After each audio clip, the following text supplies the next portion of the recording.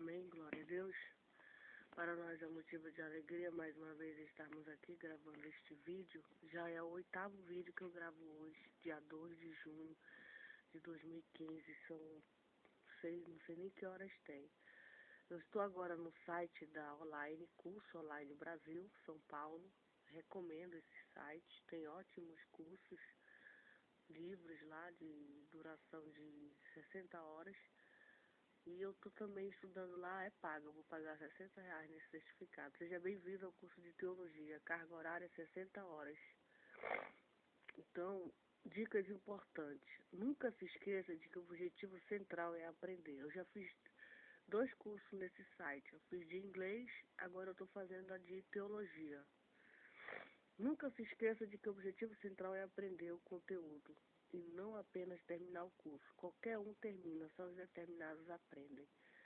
Eu estou pensando em trancar ou cancelar meu curso de letras na Anguera. Na Anguera não tem curso de teologia. E fazer um curso de teologia pago mesmo, né? Ou pela Metodista, só que a Metodista não tem polo aqui no Amazonas. Não tem polo no Amazonas. E a Unicef tem teologia. Eu estou aí pensando ainda o que eu vou fazer da minha vida. Leia cada trecho do conteúdo com atenção redobrada, não se deixando dominar pela pressa.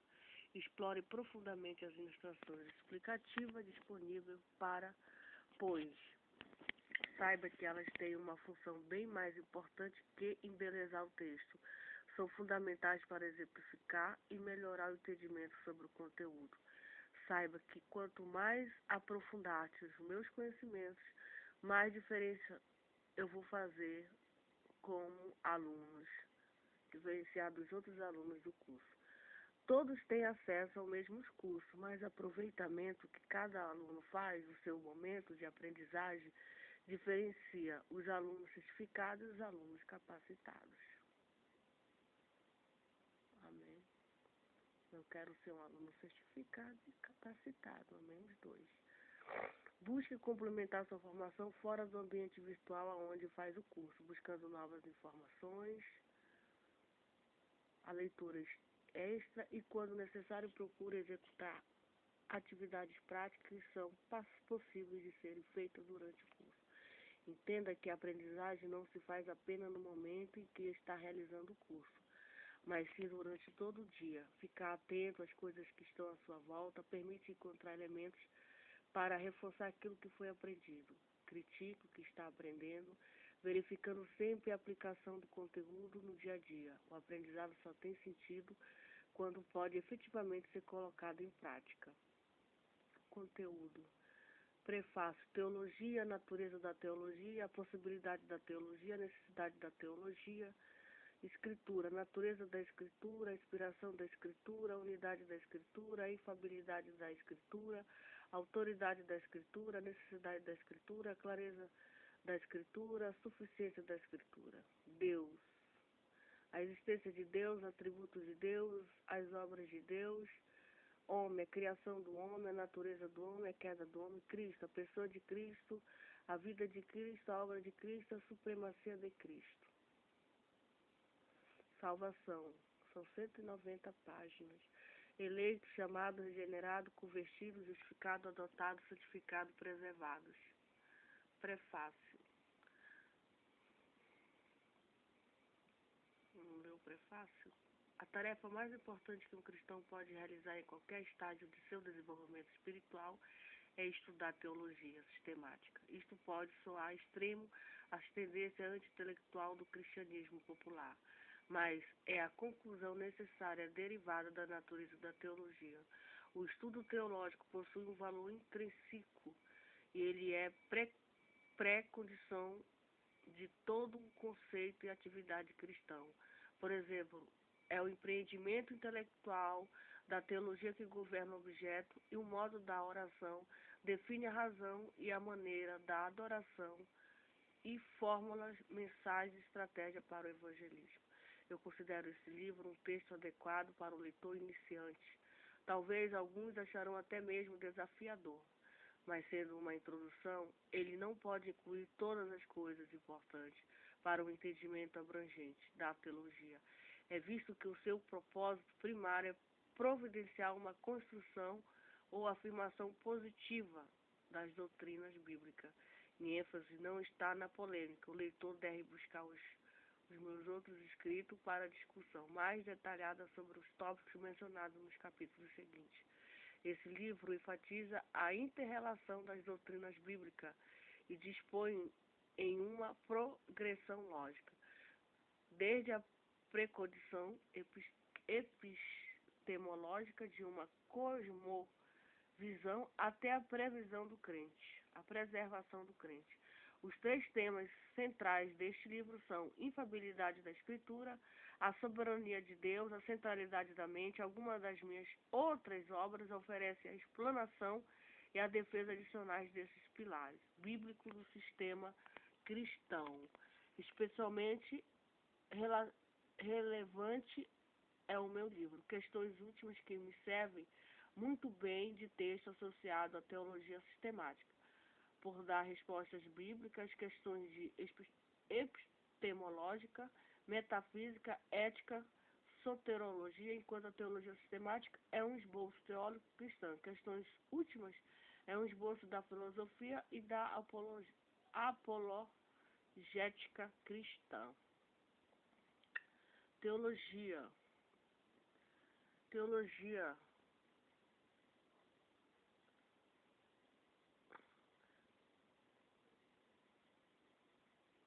É essa mesmo. A reflexão teológica é a atividade mais importante que um ser humano pode realizar.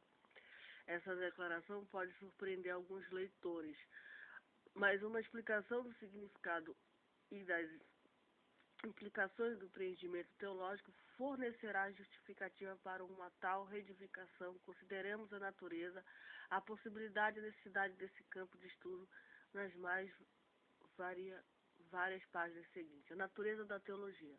A palavra teologia refere-se ao estudo de Deus. Quando usada num sentido mais amplo, a palavra pode incluir todas as outras doutrinas reveladas na Escritura. Ora, Deus é o supremo ser que criou e até agora sustenta tudo o que existe. E a teologia procura entender e articular de uma maneira sistemática a informação para ele revelada a nós. Assim, a teologia se preocupa com a realidade última, visto que o estudo da realidade última nada é mais importante, porque contempla e discuta essa realidade. Ela, consequentemente, define e governa cada área da vida e do pensamento. Portanto, assim como Deus é o ser ou realidade última, a reflexão teológica é a atividade humana última. Esse livro é uma apresentação de diversas doutrinas bíblicas importantes pertencentes ao estudo da teologia sistemática. Uma doutrina consiste de uma série de proposições relacionadas a um certo tópico teológico. É o ensino bíblico de um determinado assunto teológico. Então, refere-se ao estudo da Escritura ou à formação sistemática das doutrinas dessa. Uma doutrina verdadeiramente bíblica e sempre autorizada e obrigatória é um sistema de teologia, é somente autorizado até onde ele reflete o ensino escriturístico. Muito adverte contra estudar teologia para o próprio bem dessa. O espírito anti-intelectual dessa geração tem se infiltrado de tal maneira na igreja que eles recusam a crer que alguma atividade intelectual possua valor intrínseco. Para eles, até mesmo conhecer a Deus deve servir para um propósito maior, provavelmente pragmático ou ético. Embora o conhecimento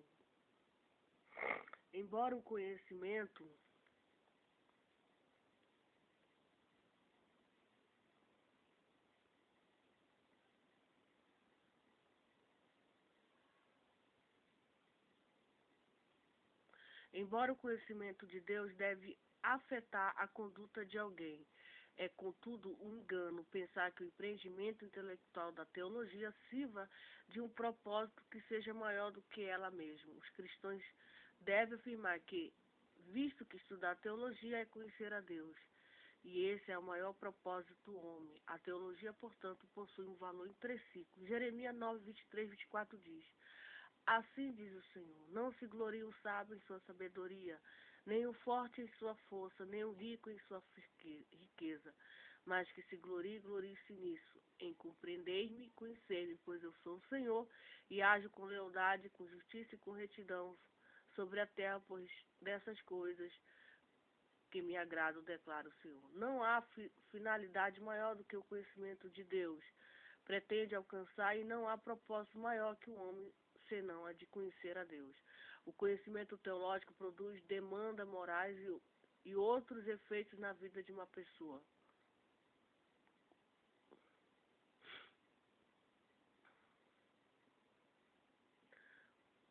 Amém.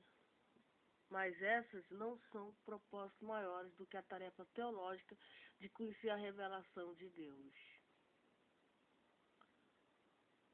Possibilidade da teologia. São 11 minutos, né?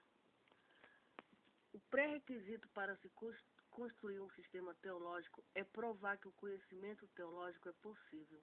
Jesus disse que Deus é Espírito, João 4:24.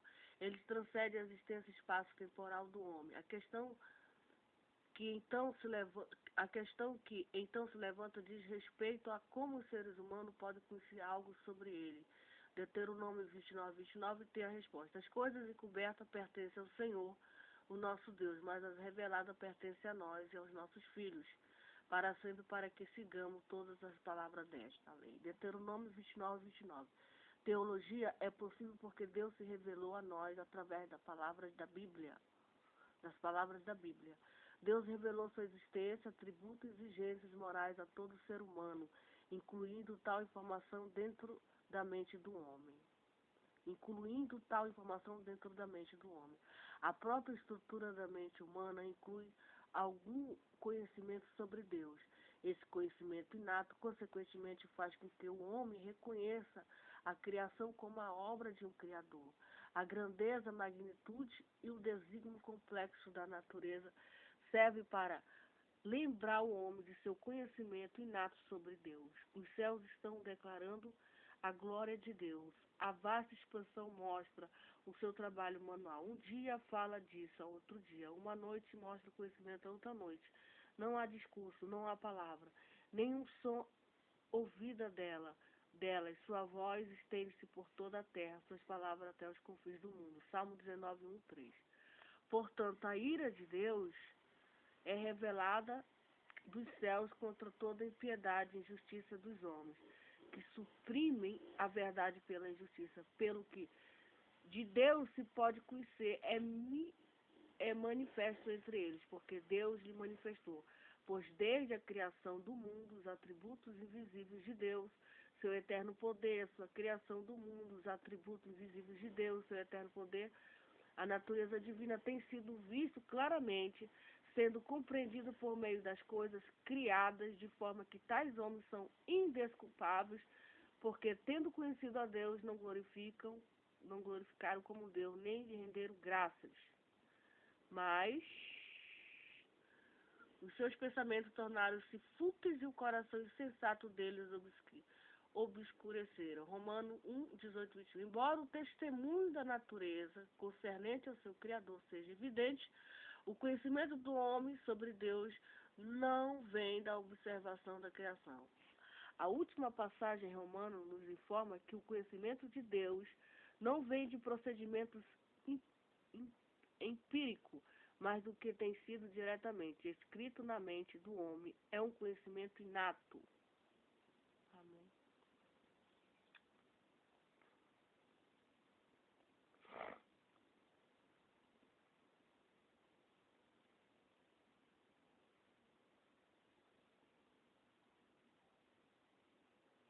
De fato, quando os gentios que não têm a lei praticam naturalmente as coisas requeridas pela lei, tornam-se para si mesmos,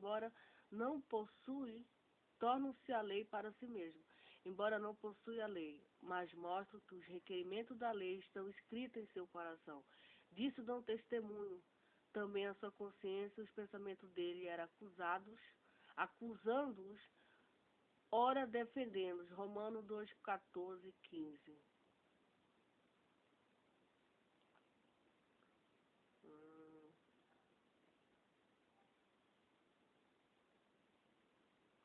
Os teólogos chamam isso de revelação geral.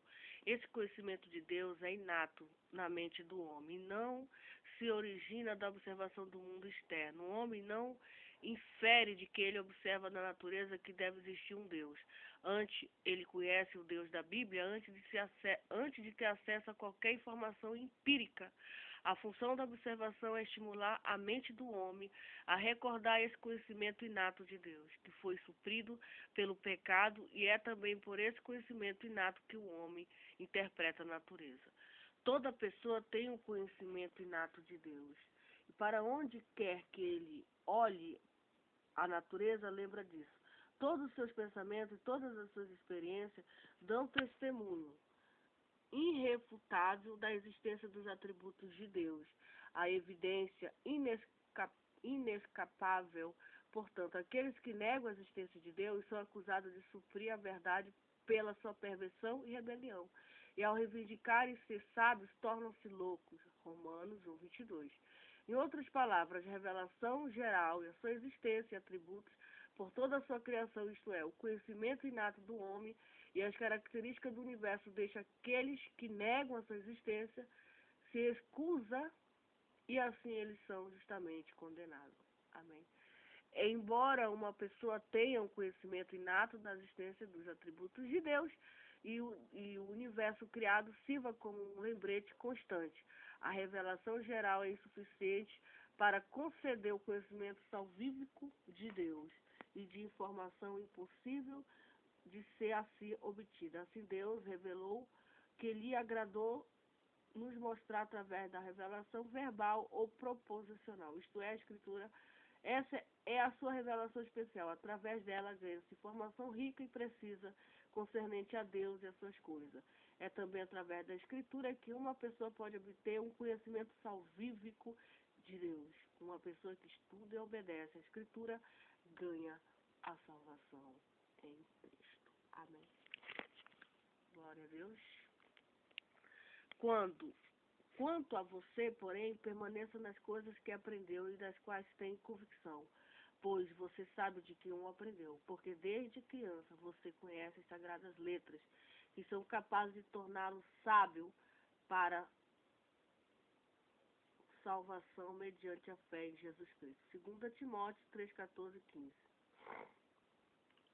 O conhecimento de Deus é também possível somente porque ele fez o homem à sua própria imagem, de forma que é um ponto de contato entre os dois, a despeito da transcendência de Deus. Animais, objetos inanimados não podem conhecer a Deus como homem, mesmo se lhes fosse dado sua revelação verbal.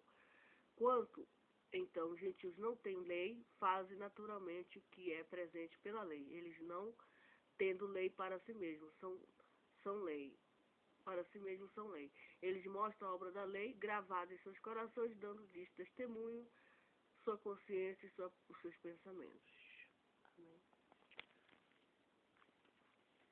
Deus preferiu nos revelar informação através da Bíblia.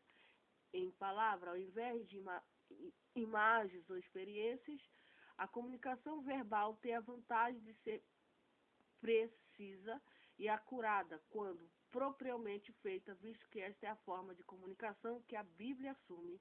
Um sistema teológico digno deve ser derivado de proposições encontradas na Bíblia, e não de qualquer meio de comunicação não verbais, tais como sentimentos, experiências religiosas. Ora, todo esse sistema de pensamentos parte de um princípio primeiro, e usa o raciocínio dedutivo ou indutivo, ou ambos, para derivar o restante do sistema. O sistema que usa raciocínio indutivo não é confiável e desbanca para o cienticismo, visto que a indução é sempre uma falácia formal que frequentemente depende de informação empírica e produz conclusões universais a partir de particularidade. A certeza absoluta vem somente de raciocínio dedutivo, nos quais particularidades são deduzidas de universidades por necessidade lógica.